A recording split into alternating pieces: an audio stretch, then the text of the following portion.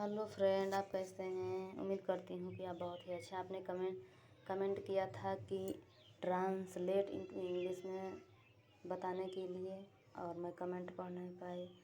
तो आज हम आपको बताते हैं टेंस कितने प्रकार के होते हैं। ट्रांसलेट करने के लिए टेंस को जानना बहुत ही ज़रूरी होता है कि टेंस कितने प्रकार के होते हैं। तो फ्रेंड, इसमें आपको हम दिखा रहे हैं कि टेंस 3 प्रकार के होते हैं: प्रेजेंट टेंस, पास्ट टेंस और फ्यूचर टेंस। टेंस 3 प्रकार के होते हैं और इन तीनों टेंसों के भी अपने अलग अलग पार्ट होते हैं। सभी को, तीनों टेंसों को 4 भागों में, अलग अलग 4 भागों में बांटा गया है। देखिए, प्रेजेंट टेंस है तो प्रेजेंट टेंस को 4 भागों में विभाजित किया गया है: present indefinite tense, present indefinite tense, present indefinite tense, present continuous tense, present perfect tense, present perfect continuous tense. Present tense को भी 4 भागों में विभाजित किया गया है। नंबर 2 को पास्ट टेंस है। पास्ट टेंस को भी 4 भागों में बांटा गया है: past indefinite tense, past continuous tense, past perfect tense, past perfect continuous tense. इसी प्रकार फ्यूचर टेंस को भी 4 भागों में विभाजित किया गया है: future indefinite tense, future continuous tense, future perfect tense, future perfect continuous tense. तो इसी प्रकार आइए हम आपको बताते हैं प्रेजेंट इंडेफिनिट टेंस के बारे में। प्रेजेंट इंडेफिनिट टेंस के पहचान होते हैं: जिन वाक्यों के अंत में ता है, ती है, ता हूँ आदि शब्द आते हैं वे प्रेजेंट इंडेफिनिट टेंस कहलाते हैं। रूल नंबर 1 है, एक वचनकर्ता के साथ मुख्य क्रिया में यस या यस लगाते हैं। रूल नंबर 2 है, बहुवचनकर्ता के साथ मुख्य क्रिया में यस या यस नहीं लगाते हैं। फार्मूला देखिए, पहले रहता है, मतलब इसको बनाने के लिए पहले सब्जेक्ट को लिखते हैं, मतलब कर्ता, प्लस मुख्य क्रिया, मुख्य क्रिया मतलब हेल्पिंग वर्ब, प्लस यस या यस, फिर एक वचन, plus object, plus other word लिखते हैं। जैसे कि राम पुस्तक पढ़ता है तो Ram reads a book.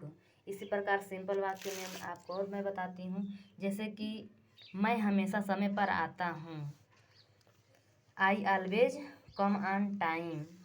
Ravi हमेशा समय पर आता है, Ravi always come on time. Seema अंग्रेजी बोलती है, Seema speaks English, Seema speaks English. Ravi अक्सर इंग्लिश बोलता है, रवि ऑफ्टेन स्पीक्स इंग्लिश। जैसे कि इधर भी है, तुम विद्यालय जाते हो।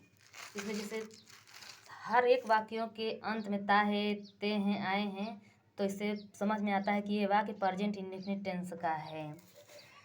तुम विद्यालय जाते हो तो यू गो टू स्कूल। हम खाना खाते हैं, वी ईट द फूड। वह क्रिकेट खेलता है, ही प्ले क्रिकेट।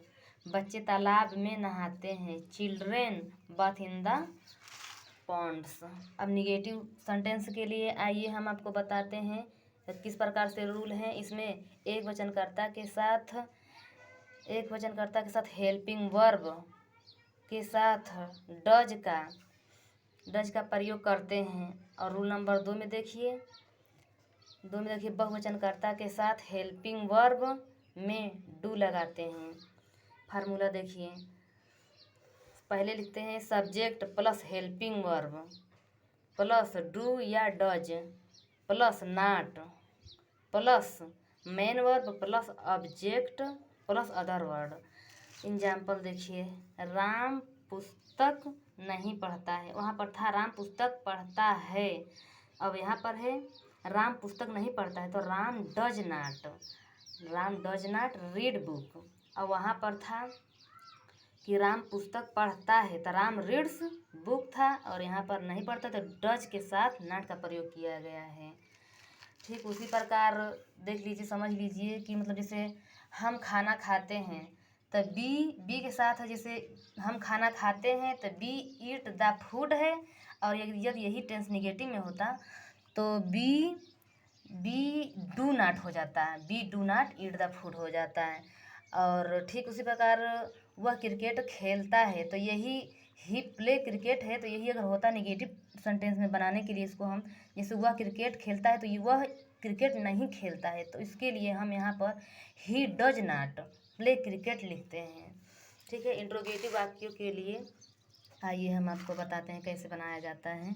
इंट्रोगेटिव वाक्यों के लिए रूल है, यदि वाक्य की शुरुआत क्या शब्द से हो, यदि वाक्य की शुरुआत क्या शब्द से हो तो सबसे पहले कर्ता के अनुसार सहायक क्रिया लिखते हैं। और रूल नंबर 2 है, यदि प्रश्नवाचक शब्द बीच में आए तो सबसे पहले उस प्रश्न के प्रश्नवाचक शब्द की अंग्रेजी लिखते हैं, फिर सहायक क्रिया लगाते हैं। फार्मूला देख लीजिए, जैसे कि डू या डज प्लस कर्ता मतलब सब्जेक्ट, फिर प्लस मुख्य क्रिया plus object plus other word, फिर प्रश्नवाचक चिन्ह जरूर लगाते हैं वरना वाक्य हमारा गलत हो जाएगा। और रूल नंबर 2 है, यदि प्रश्नवाचक सब बीच में आए तो क्वेश्चन वाक्य की जो अंग्रेजी होती है क्वेश्चन वर्ड ही सबसे पहले लिखते हैं, उसके बाद डू या डज लिखते हैं plus subject plus helping verb plus other word, फिर प्रश्नवाचक चिन्ह जरूर से लगाते हैं। एग्जाम्पल देख लीजिए, क्या मोहन विद्यालय जाता है? क्या, तो क्या पहले है तो यहाँ पर हेल्पिंग वर्ब हम पहले लिखते हैं। Does Mohan go to school, हम, अब यहाँ पर रूल नंबर 2 देख लीजिए, हम खाना क्यों खाते हैं।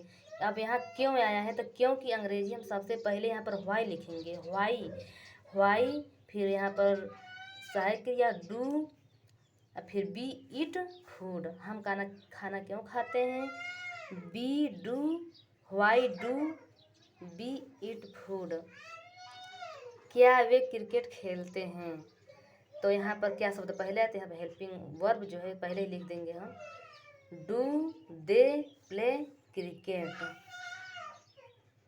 फ्रेंड बन रही है हमारे साथ ग्रामर सीखने के लिए, और हम आगे भी नंबर वाइज हर एक टेंस को बताते रहेंगे आपको।